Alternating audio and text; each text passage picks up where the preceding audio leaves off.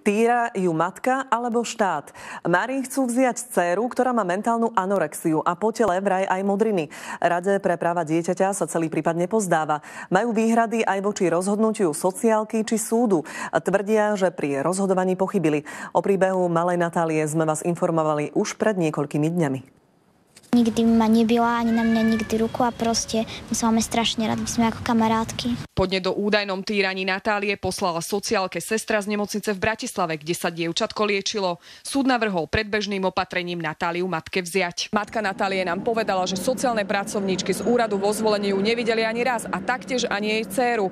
Ústredie práce sociálnych vecí a rodiny v Bratislave zase tvrdí opak. Neviem povedať presný počet, ale bol tam počet niekoľkých neúspešných kontaktovaní. Podarilo sa to až na viac pokusov. Tí sociálni pracovníci zo Zvolena sa napokon stretli s tou matkou a s tou Natáliou ešte pred tým rozhodnutím predbežného opatrenia.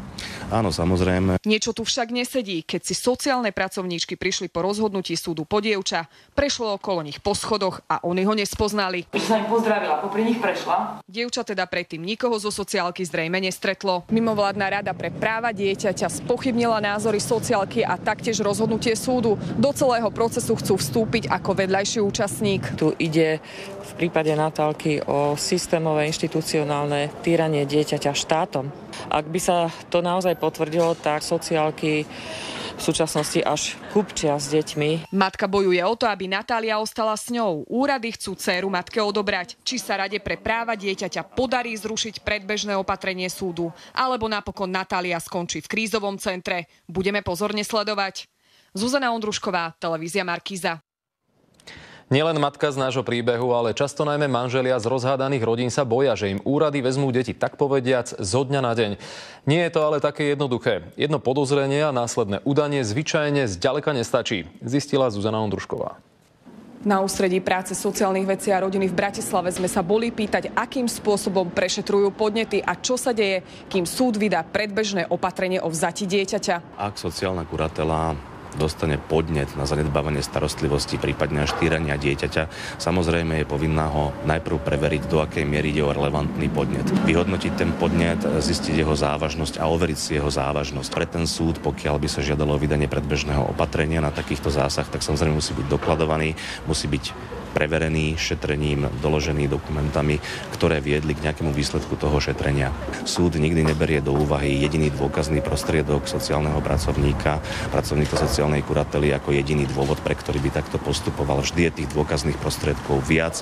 Práca sociálnej kurately je len jedným z nich. Zuzana Ondrušková, televízia Markíza. No a naživo sa teraz spájame s mamou Natálie, ktorá o svoju dcéru, ako sme videli, musí bojovať s úradmi. Stretla sa s ňou Martina Kašiarová. Martina, dobrý večer. Dobrý večer. Vieme teda, že Natália je ešte stále v bratislavskej nemocnici. Ona a jej mamina s napätím očakávajú, čo po jej prepustení urobí súd. No a Natálina mama sa zo všetkých síl snaží, aby sa jej dcéra mohla vrátiť domov. Pani Bobicová, aké kroky teda podnikáte preto, aby sa vaša dcéra vrátila, aby vám ju úrady jednoducho nezobrali? Momentálne sa tým zaoberá Rada pre právnu ochranu detí v Trnave, ktorá už podala na súd na zrušenie predbežného opatrenia. Sociálne pracovníčky zo Zvolena hovoria, že sa s vami a s Natáliou stretli ešte pred vydaním predbežného opatrenia. Vy tvrdíte opak. Ako to teda podľa vás bolo? Sociálne pracovníčky Natálku nikdy v živote nevideli. V deň, keď po ňu drasticky prišli z prievode policajtov, prišla okolo nich a oni ale netušili, že je to práve ona, čo bolo naše šťastie. To hovorí asi za všetko. Posledná otázka. Ako dlho bude podľa vás tento smutný boj ešte pokračovať? Pevne verím, že vďaka dobrým ľuďom, ktorí im pomáhajú, bude mať čoskoro milovanú Natáliu doma. Ďakujem. No a my budeme tento prípad samozrejme aj naďalej sledovať. To určite. Je to veľmi silný príbeh. Ďakujem ti za informácie.